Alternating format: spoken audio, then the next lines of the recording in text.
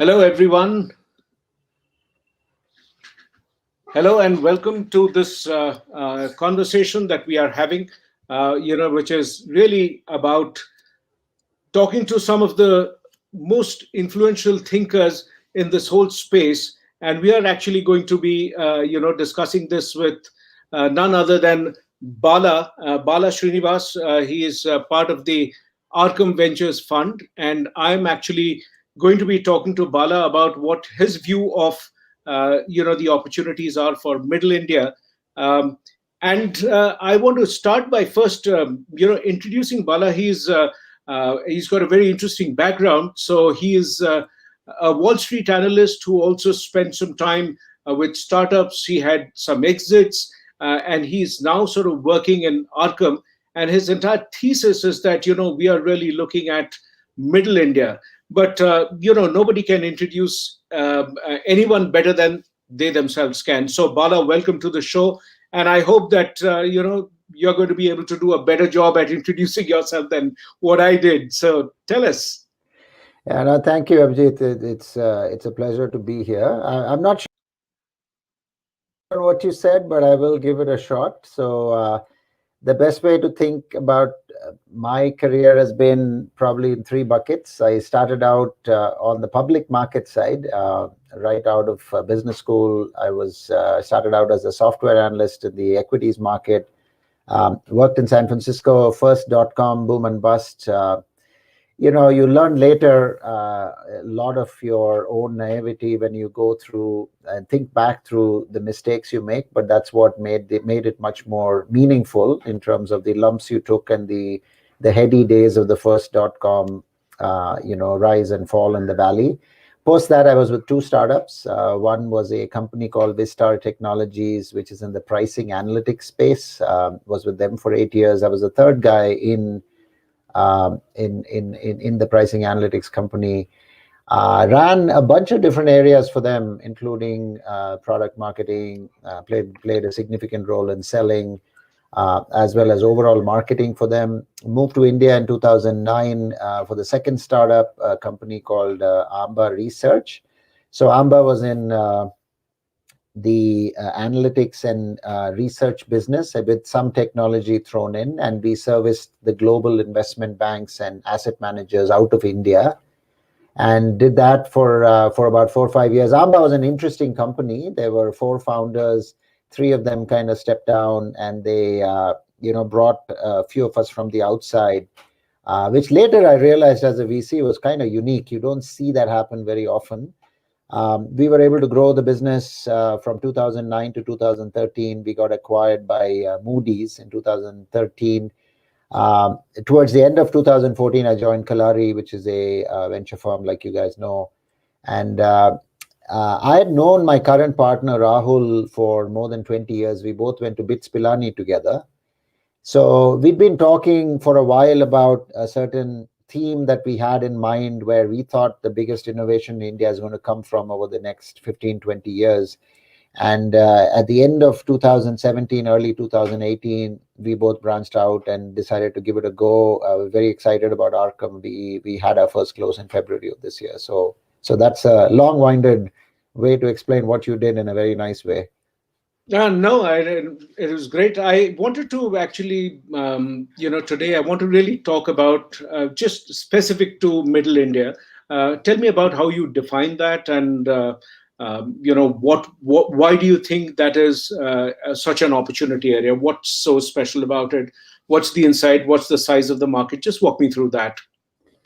Yeah, Abhijit. So look, when you look at India overall, especially as an investor, whether it's us talking to our LPs, the people whose money, whose capital we deploy, historically, and I'm not being facetious here, but historically it's always been, India is 1 billion people, everybody's very young, everybody's got a mobile phone, and after China, it's the biggest opportunity, so you should all be here, right? So it's a little bit of a broad brush that probably worked okay, 10, 15 years ago. But what's become very obvious to many of us who are in the investing side, or even entrepreneurs out there, is there really isn't one India, right? So there are a lot of phases of India. And a vast majority of the first generation of VC funded companies were typically from the larger cities. There are people who grow up in the cities. The product you build might be kind of a bit similar to what's out there in the US or in China. And I'm not saying this is true for every company out there, but that's been the general trajectory of this. And what we noticed was you had these tech startups, even from 2011, 2012 onwards, who would scale reasonably rapidly in the big cities, but then kind of hit a wall. Okay. And that wall took a lot of dismantling in the form of a lot of additional funding, another 30, $40 million. And really, what was on the other side of the wall was a market segment that thought very differently, had very different pricing points, had very different consumption habits, affordability, risk than the top 8 metros or the top 10 metros, right? And our view was, especially after 2015, where the digital rails that everybody is very, I think Satya Nadella just talked about at the Carnegie Mellon, at the Carnegie Institute conference just this week or last week. He talked about how he wants the India stack, which is the Aadhaar and eKYC and UPI, to be taken global, right? But in 2014, 2015, it was just beginning to come online, and we felt, there is something magical happening where three of the biggest barriers to Middle India may be coming down. There's now a doorway into Middle India. So let me just talk about that for a minute, which is the hardest thing about Middle India historically, which is about 400, 500 million people. And the way we define it is people who make between 3 lakhs and 20 lakhs a year in family income, right? I'm not saying per Okay. capita GDP, I'm saying family income. Okay. And those people form a very large segment in India, but they're not poor by Indian standards. Okay, so I'm not talking about the very bottom of the pyramid, less than 2 lakhs a year. That's about 500 million people in India. But I'm also not talking about the top 60, 70 million people in India, which is about the top 10 million families that are above that 20 lakhs a year in family income category. But this group of people in Middle India are folks where 98% of them, for example, shop at the Kirana store. They don't go to your, Reliance Fresh, for example, right? 90% of them don't have health insurance, right? About 80% of them probably don't have more than one debit card, may not have a credit card, right? So there is a very large mass of people who have affordability, but even historical brick and mortar companies have not been able to reach them because of three things. That is, there is the cost of customer acquisition, of acquiring a customer. There is the Hmm. cost of the transaction, which is doing business with them. Then there Right. is the risk of the transaction, which is if I give them credit or for example, and I start doing business with them, are they even going to be able to repay me back, right? So to Sure. give you an Sure. example, somebody like an HDFC has 40 million customers after 25 years in India, right? There's a reason Right. for that. The reason is that they don't think it's from a business perspective economical for them to go after Middle India. So what we felt was now the time is right with technology rails that are in place for entrepreneurs who can combine technology with solving complex problems in certain verticals. I'll come to that in a minute, and being able to rethink business models with a fresh sheet of paper, which we've always learned it's very hard for an existing large company to change direction because of their shareholder expectations, the way they have brick and mortar offices everywhere. But we think this is an amazing time if you're a entrepreneur in India, not just necessarily tech, to be able to offer essential services much more efficiently to these next 400 million Indians on the backbone of technology rails that have been built in India. So that's really our overall thesis, and we've built an entire fund around it because in our past funds, you would do a very broad range of sectors and a very broad range of ideas. It could be jewelry, it could be fashion commerce, it could be financial services, it could be anything. But we feel just focusing on innovation for Middle India, there is plenty of opportunity, and we can find the next, really large, big success stories in India by doing this. So, when you think about Middle India, one of the questions that would be there is, you are essentially an urban person. The people who are building it in Bangalore. How likely is it that they even understand the needs of middle India unless you are from there. So Yeah. there is no way. How do you sort of solve that problem? Yeah, no, that's a great question, and one of the things that we keep, poking each other, Rahul and I, and even at the office is, hey, how much do we really know? Are we kind of, just sitting in an ivory tower and theorizing some of this stuff? The interesting part, Abhijit, is if you look at many of the second time, third time founders in India today, and I will say a lot of what we do is tech oriented. It's not necessarily tech. Many of them are from tier 2 towns or tier 3 towns. Okay, they've all had a good education. Many of them have gone to BITS, they've gone to IIT, but they might have gone to a very good regional engineering college. But they have now migrated to the cities, and a lot of them have an inherent understanding of what middle India looks like. So I'll give you an example. One of our investments is a company called Crazy Bee. Okay, so Crazy Right. Bee is led by Madhu, who's the co-founder there.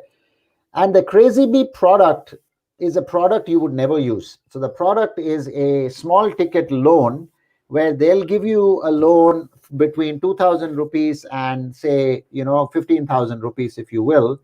And this loan solves a problem that again you wouldn't have, which is most of middle India, like I said earlier, is not poor, but they have a cash flow problem, which is you might end up in June timeframe with 3 kids Right. whose education needs to be paid. You might end up with a healthcare emergency for a parent where you don't have extra cash in your bank, right? So Correct. this product that they've designed is actually designed. One of the things we look for is if this is a product we very instinctively use, we sometimes feel we're barking up the wrong tree. Okay. And Hmm. most of Hmm. these founders are founders who come from not necessarily the big cities, who have very good sense for how this product works. And he has designed this product which has scaled very, very rapidly in 4 years. I mean, I think they're doing 1 million loans a month now, right? And they're able to do this on the back of this technology rails I talked about. They can disperse a loan Sure. in 15 minutes flat.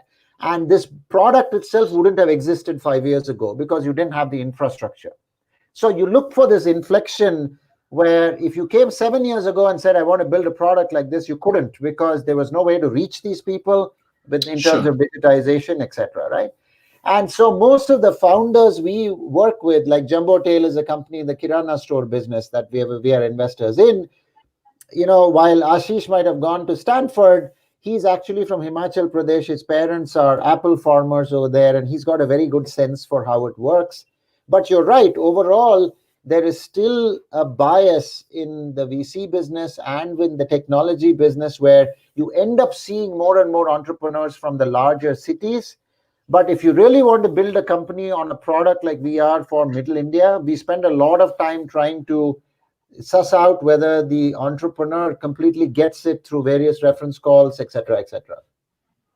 So, one of the questions I would have had is that does this problem that, you talked about fintech, and one of the things, if you look at the way it has gone in Africa, for example, I mean, there's a huge population which is unbanked, and that's a massive fintech opportunity.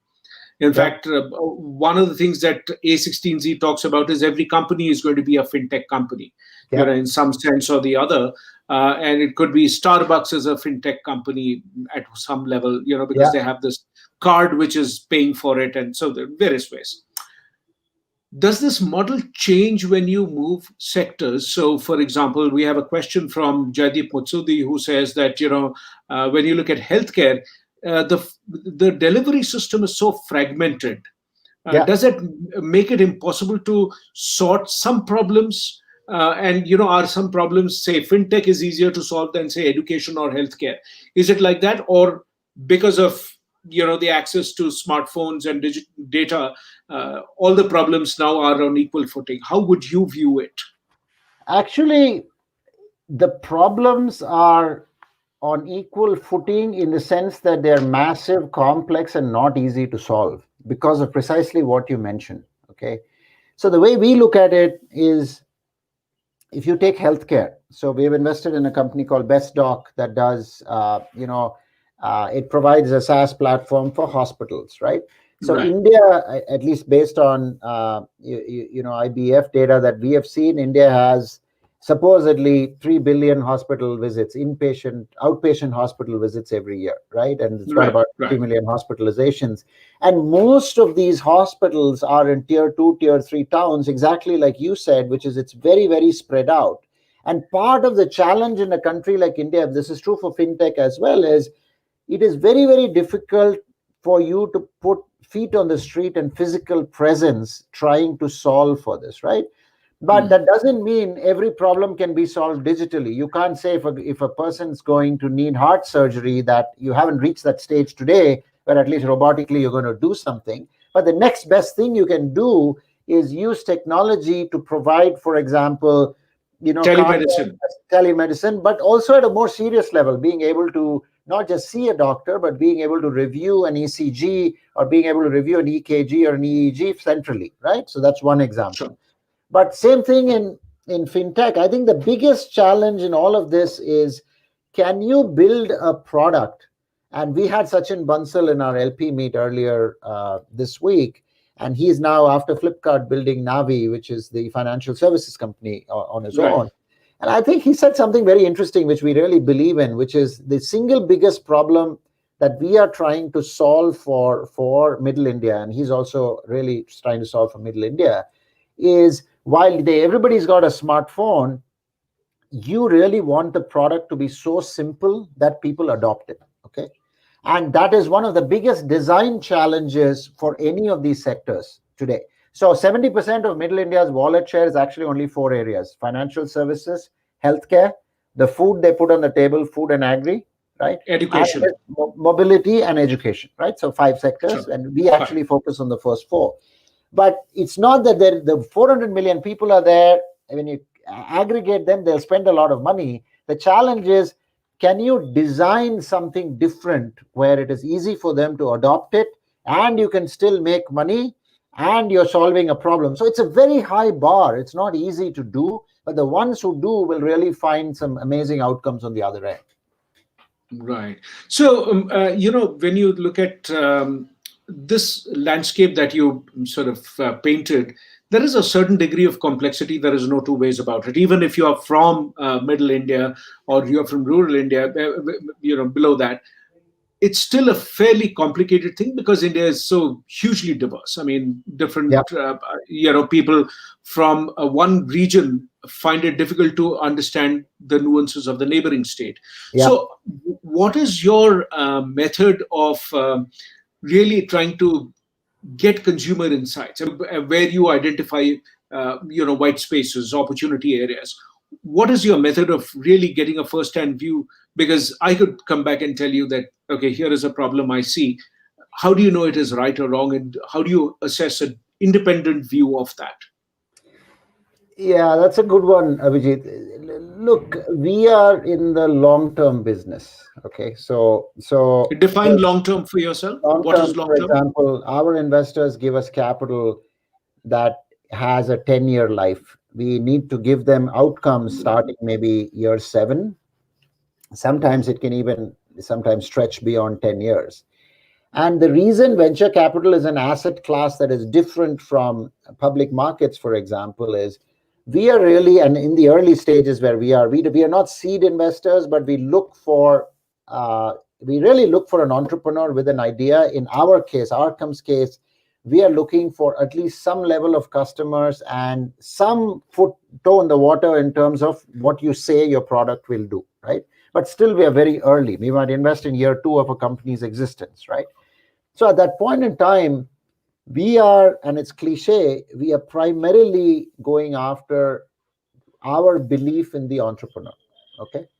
And your belief in the entrepreneur is based on, everybody's got their own mental model, right? So for our mental model is really, does this entrepreneur, are they able to articulate how they are reimagining this space or this product, how it's likely to look 5 years out? Okay, and I'm Sure. talking more about the market space. And you'll be surprised how the top 1 to 5% of people really stand out in that. Now, it's very much possible as they go through, they make pivots, they change, they do a bunch of things.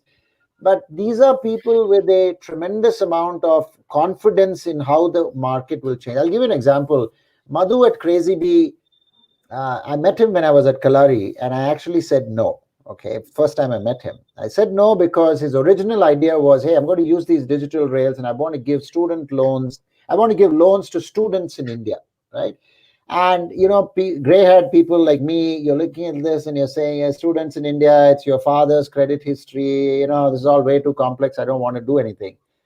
But what you saw was within 18 months, they were out in, I think it was 75 cities of India. By the way, 75 cities in India means you're really way out in the boonies, because the top 80 million Indians live in the top 8 metros. There is about another 74 million Indians who live in the next, say, 40 cities. But once you get past your 40 cities, you're really in cities with less than 1 to 2 million in population.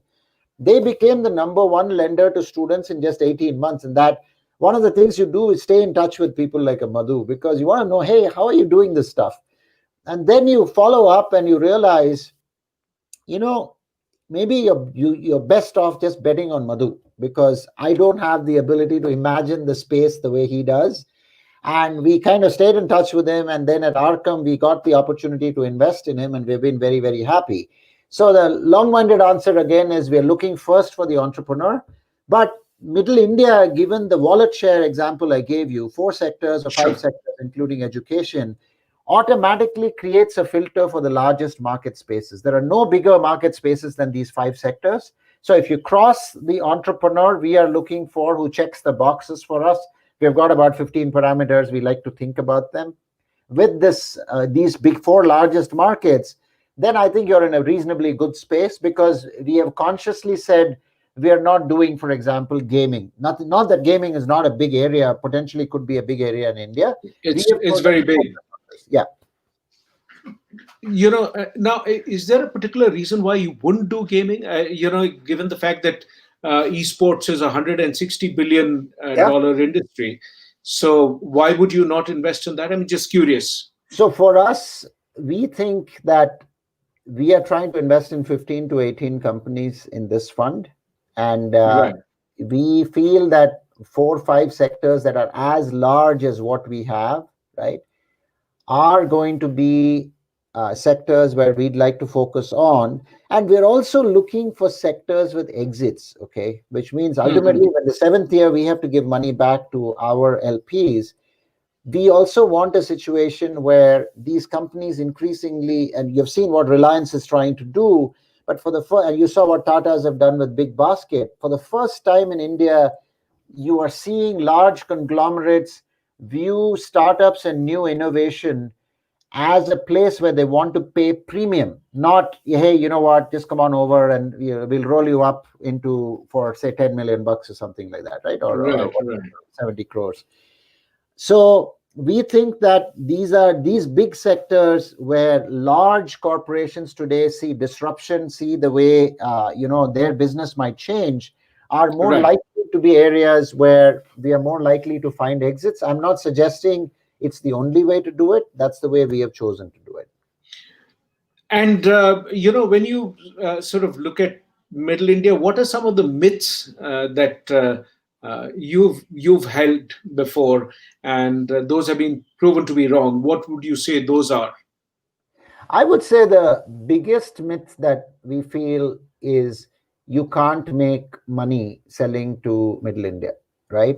Now, there are 2 ways to think about that. One is you can't make money if you have the top 8 metro mindset, which is what I started the conversation with, which is you start out getting funded, you start out with an innovation, you have a certain price point, and you think, hey, my cookie cutter is so awesome, it should be used by everybody at that price point, and that doesn't work, which we know from the CPG stories in India. Rama Vijay Kurkar has written an amazing a book on this itself.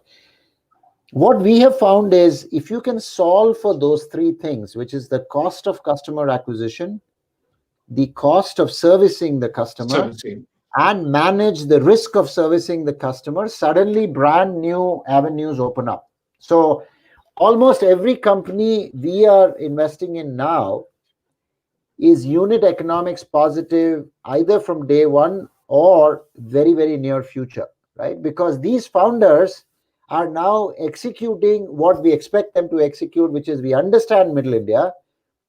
Our product only has value if its value proposition to this audience that is making 3 lakhs to 20 lakhs a year is at a price point they will consume at a frequency that is valuable to them, but where we can make money. So the three things we look for are, in general, it's turning out it's a very high volume product.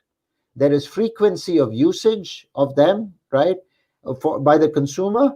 And the consumer, because of the frequency of usage, drives much faster turnover in the service provider. And if you've got your margin structure right, you make lots of money by doing lots of small transactions. So when you have a portfolio of companies, like in Arkam, you said about 15 to 20 companies that you are sort of looking at. What is the ratio of failure and success? I mean, what is typically, is that different if you were to not focus on Middle India and you would do it for an urban consumer? Would it be a different success rate? No, I think globally, there's been one global study done across all VC markets, which I think is almost the gold standard study. And what ends up happening is you pick your own target market, but in any given fund, it doesn't matter who it is, which VC fund, which market, you will find that there are about 2-3 companies that drive 90% of the outcome of the fund, right? Right. You may invest in 15, you may invest in 30, and so about, I would say about 10%, your top 10% of your companies will drive 90% of your outcomes. And this is why VC is a different asset class. And today we have invested in about a third of our portfolio, about 6. When you invest, you feel awesome about all your companies because that's why you're investing. Otherwise, you wouldn't do it. You won't do it. But you also know the mortality percentages I told you about. So we are fully expecting that 2 or 3 companies are really going to take off like in a J curve. And by your third or fourth year, I would say if 3 companies do more than a 9x or a 10x return, or even 2 companies do that, you're golden in terms of your outcomes as a fund. You'll expect another 2-3 companies to be between a 5x and a 9x in terms of outcomes. This is over a 10-year period. So it's not, once you start dropping below 5, it's not amazing. And then you'll have about a third of your portfolio that simply doesn't make it, where you're lucky to get your money back, right? But the reason this model works is because you know this risk profile, your own LPs know that, you're not trying to invest in a business that is going to provide very predictable outcomes for you every year, year after year, because we are not being asked to do that. We're being asked to invest in innovation that can really change a market space and provide big outcomes as investors. But the greater outcome of satisfaction for me is these young founders, in most cases, are actually changing an industry with their ability to imagine, their ability to kind of take a lot of risk. And the ones that really build the great companies are the ones that go beyond the idea and the technology into building very lasting company cultures, building very lasting teams, and being able to onboard and bring different levels of talent that helps you scale, because you can't do it at the level when we invest in a company. You just don't have the skills, you don't have the ability, you don't have the right team at that point in time, invariably. And so, which is sort of very close to the book that I wrote, Dreamers and Unicorns. Have you had a chance to read that? I mean, any quick responses? I think the thing that really hit me, Abhijit, on that was the it's not a challenge, but the comment you make about, if you think about any new business as a purely digital business, you'll be doing yourself a big favor. It may not end up being that way, because we actually have companies that start out with a technology idea, but you'll find that you have to plug holes that may require a call center, for example, right? That doesn't mean your core product is in technology, but you may just need that, right? So I thought that central idea of the book was a powerful one. And we actually, in fact, almost all our companies, we see our founders think that way. And so, for example, for us, it's always a red flag if we hear somebody who says, hey, look, we understand this entire thing. We've got all these processes. Now we're building the technology to automate a series of these processes. And nothing wrong with it. But for us, it doesn't work because historically that has never scaled given the barriers we talked about for Middle India. You've got big issues in terms of cost structures. And if you can't take technology from day one to break that down, it's harder to do it later.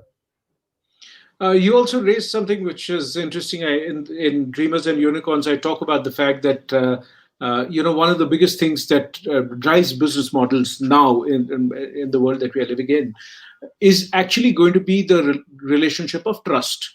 And to some extent, you are saying that we don't really quite understand the product that they are building or the consumer, with the nuanced view. But what we are really doing is investing in that person. Yeah. So it's your assessment of that person, much like you are deciding to hire the person in some shape or form into the fund. Yeah. Do you see more startups succeeding when you have more than one founder, or is it it doesn't matter? It could be a single founder. And what is the average successful founders profile when you sort of really look at it? Are there Yeah. is it the somebody who's 20 years old, somebody who's 40 years old? What is the profile? In my last firm, we actually did a full study, and anybody who's interested, that's on my LinkedIn profile with all the data in terms of over the past decade, who are these founders, to very much answer a large portion of your questions. Because one belief is that all founders are very young and all of them are from IITs or BITS, and they are the only ones out there. I think there is some element of truth to it, but if you actually look at the data, there are several companies that are founded by people who are greater than 30 years of age, right? And very much into their 40s, etc. Right? Yes. But you'll also find that about 50% of the startups that get funded are not necessarily with founders who are from an IIT, IIM. Okay, so that's point number two. Now you could make an argument that, hey, why are there 50% of them getting funded in the first place? I'm not disputing that because there's a disparity there itself. But it's not, in many people's minds, it's like 80-20. That's not true, right?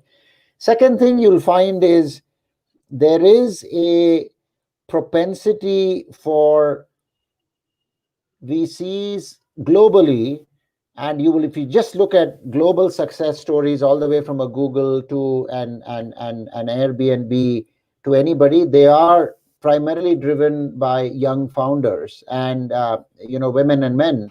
And a lot of that has to do with your ability to take risk. When you don't know how you can fail, you are willing to tackle very large problems. I'll give you an example. We hadn't closed in time, but someone I'm very proud of is a very young Bitsian who runs a company called Pixel. They're in the space technology startup. They're a space technology startup. And having gone to BITS and really whiled my time over there when I was there, I look at kids like him who come out, and we met him, and just the level of thinking about wanting to launch a nano satellite, he's basically out of college, okay? Wanting to launch a nano satellite, he's already got a ride through ISRO on PSLV. He's talked to the Russians to get a ride on their rocket, and he's all of like 23 years old, okay? And the biggest thing when somebody like him, when you talk to him, strikes you is they have no fear. They have no fear of failure. And I think that's a very big checkbox. As you get older and older, you begin to have these masks you've built or these memories. You have what you call experience in some ways, can end up becoming a failing down the road. Not saying, which is why the really good young founders understand their experience gaps and bring in people who can fill them, which brings a whole new dimension of can you coexist with senior guys with gray hair Yeah. who know only a particular way of doing something, but the very best of them find that turbocharge. Yes, so which is why they say that many things are possible as long as you don't know that they are impossible. So Yeah. sometimes that can also have that. We have a question from Manu Sharma. The question is coming up here. Says that please ask about a lot of startups using cash burn for promotion. Is that justified? Should you be doing that? Yes, no. What is your advice? It totally depends on the product and the company's business model. Many of the companies that examples I gave you actually don't advertise at all. So you take a company like Jumbo Tail, which is a supply chain for Kirana stores. Even today, Jumbo Tail doesn't advertise anywhere. It's totally viral, word of mouth, where one Kirana store person shows it to somebody else, and it virally spreads. And that's the best kind of promotion you can do, because it tells you two things. It actually tells you the value proposition of your product is good enough where people are adopting it on their own, right? Right, right. The second thing is more B2B and B2B2C companies have less need for cash burn for promotion. But if you're a pure B2C startup and you've not managed to crack any viral adoption, you may have no choice but to invest a meaningful portion of your budget to get noticed, right? And so we are kind of not necessarily so far haven't bet big on pure B2C startups, but it doesn't mean we won't. Actually, Crazy Bee, for example, is an exception for us. They are a full B2C startup, but in Crazy Bee's case, the product is truly viral. I think 80% of their customers are repeats. They have over 5 million customers, and it comes from the strength of the product as opposed to them getting on TV and advertising on IP during IPL. So when you think about, yes, there is digital rails as you talk about it, but there is also one major challenge of literacy, or in case of India, the literacy level is very low. So how do companies go about communicating their ideas? I mean, is it pictorial? Is it Yeah. how does it work? What are some So interesting ways in which you've seen that happening? right. So part of what also excites us about the next 400 million is, first of all, there are only about 200, 220 million English speakers in India, right? So that's about, Right. at least that's, 1/5 of the total population, which is 12 years and above.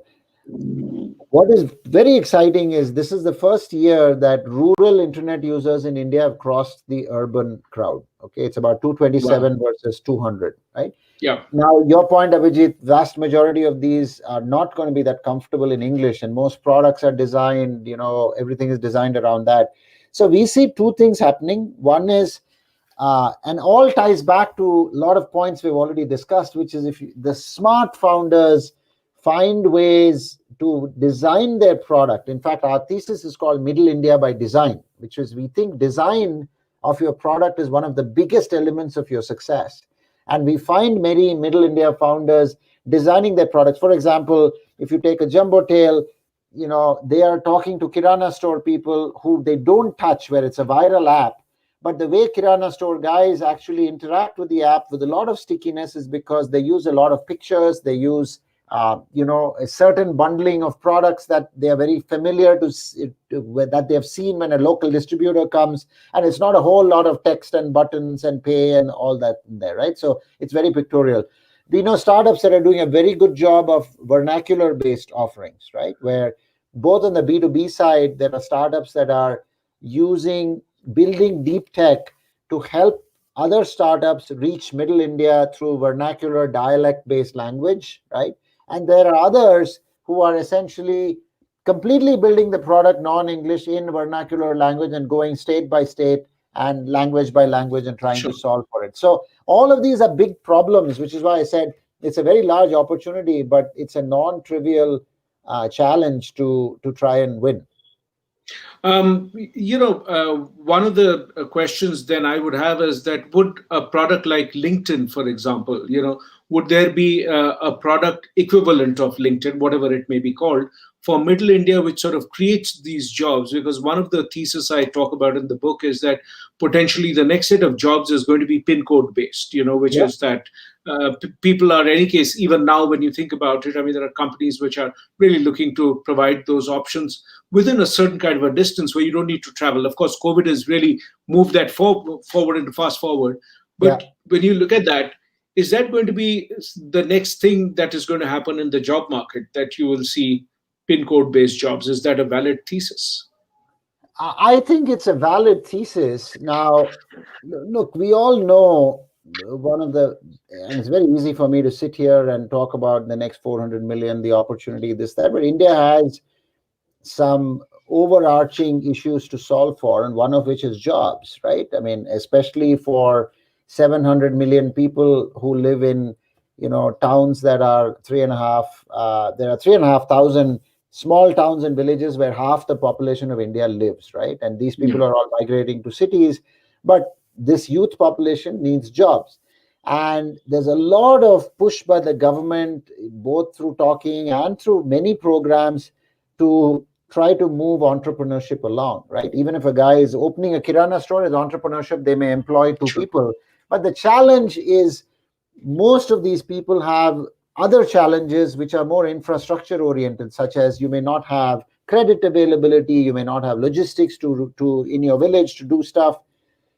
So we actually think that one of the big drivers of jobs going forward is going to be ecosystems driven by some of the entrepreneurial activity that we are talking about. So for example, if you were to take, it's a very small example, but if you were to take somebody like a Big Basket, right, and you go Right. to the Big Right. Basket warehouses across whatever 20, 30 cities in India, you will find that whoever has been employed there is now all of a sudden exposed to something like a barcode. They've been exposed to, hey, how do I really take a pick, pack, ship order? How do I really read certain things? How do I really work with certain types of machinery? And the same thing applies, it does apply to an Ola or an Uber, where you're taking somebody into a more organized business. The challenge in India is there are very, very few formalized businesses. These 40, 50 million Indian small businesses are all informal by and large, right? And nobody ever scales to becoming formal.